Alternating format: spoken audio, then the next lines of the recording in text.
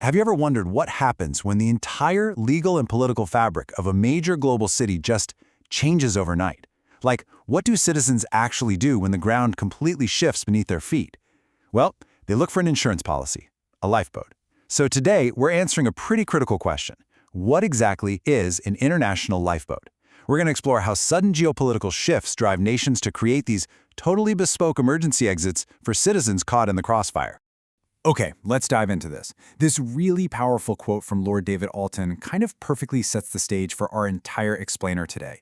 He's talking about moving beyond just, standard diplomatic statements and actually creating tangible, life-altering immigration policies.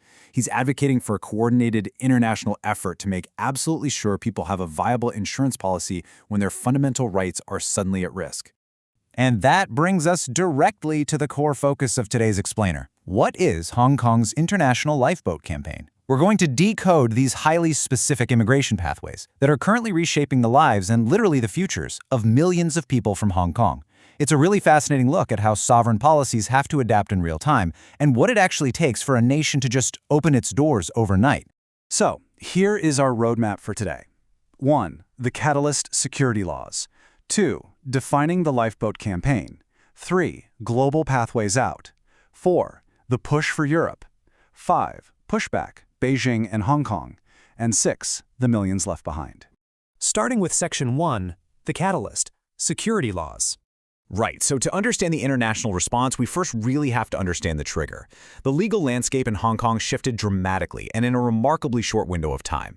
Back in June 2020, the National Security Law, or NSL, was enacted. Now, according to our sources, this swift change led to at least 290 people being arrested on allegations of violating the law, and over 58 civil society groups were basically forced to disband. Fast forward a bit to 2024, and the Hong Kong government passed domestic legislation known as Article 23, which tightened these legal parameters even further.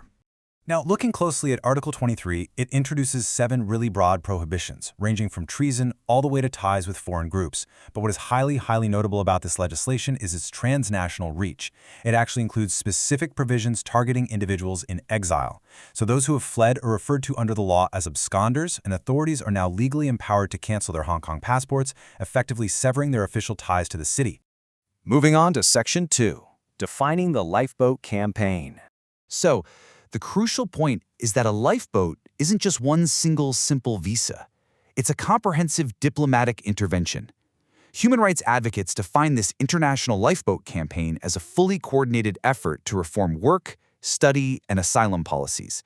The ultimate goal here, to provide a clear, solid pathway to citizenship abroad, acting as that crucial insurance policy we mentioned earlier, while ensuring international coordination so that specific groups of citizens aren't just unfairly left behind due to weird technicalities in immigration law.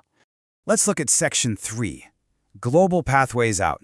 And this brilliantly illustrates the sheer scale of the global response, but also, honestly, the massive disparities between countries. The UK's B&O scheme theoretically covers a staggering 5.4 million people. I mean, to put that into perspective, that's literally like offering a visa to the entire population of New Zealand or Norway completely overnight.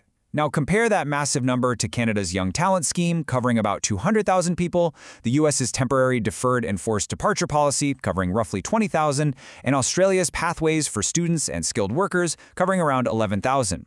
Because the UK's policy is just so massive, let's briefly walk through the mechanics of how it actually works. It's built on a very clear 3-step structured pathway. First, eligible individuals arrive on a 5-year British National Overseas Visa. After those 5 years of living, working, or studying in the UK, they can then apply for permanent settlement. And finally, after 1 additional year, they can apply for full British citizenship. And guys, it is highly utilized. Over 160,000 Hong Kongers have already resettled in the UK using this exact route. Which brings us to Section 4, the push for Europe. Now, you might be wondering, does the advocacy stop at the UK and North America? Well, no. Recently, the European Parliament actually passed an urgency resolution in direct response to Article 23. This resolution not only condemns the new legislation, but explicitly calls for EU member states to step up and introduce their own lifeboat schemes, as well as suspend active extradition treaties. Advocates are pushing hard for pilot schemes to get this moving. For instance, proposing that member states offer up to 100 work visas per year targeted specifically at areas with skilled labor shortages. Next up, Section 5. Pushback from Beijing and Hong Kong. Of course, in geopolitics, every single action has a reaction, right? And the perspective from Beijing regarding these policies is absolutely unequivocal. When the U.S. extended its safe haven status, the Commissioner's Office of the Chinese Foreign Ministry stated plainly that these policies aim to stir up chaos by providing refuge for what they describe as anti-China forces. They view these lifeboat schemes as direct foreign interference in their domestic affairs, and they firmly maintain that international criticism of Hong Kong's law and order is entirely fabricated. Now, what's really interesting about this slide is how perfectly these two viewpoints capture a really stark geopolitical divide. On one hand, you have advocacy groups like Hong Kong Watch framing these policies as providing a safe haven and a lifeline for people fleeing a crackdown on freedoms. But then, on the exact opposite side, you have the Hong Kong government framing those very same visa policies as hegemonic bullying, accusing Western nations of using the city as a pawn to contain China's growth. I mean, it is just a complete and total polarization of the narrative. And finally, Section 6, the millions left behind. Let's move to and see how this builds into a much larger logistical challenge on the ground. When we look at the data detailing the various global lifeboat policies we just discussed, and you map them all out together like this, you realize something pretty sobering. Despite the UK's massive scheme and the efforts of Canada, Australia, and the US, there are still highly significant gaps in coverage. And that brings us to this absolutely critical figure, 1.9 million. To put that into perspective, the total population of Hong Kong is roughly 7.5 million. Even when you generously combine all the eligibility pools for every single international lifeboat scheme currently on offer, nearly 2 million people in the city currently have zero designated route out. They completely lack that insurance policy. So, what does this all mean?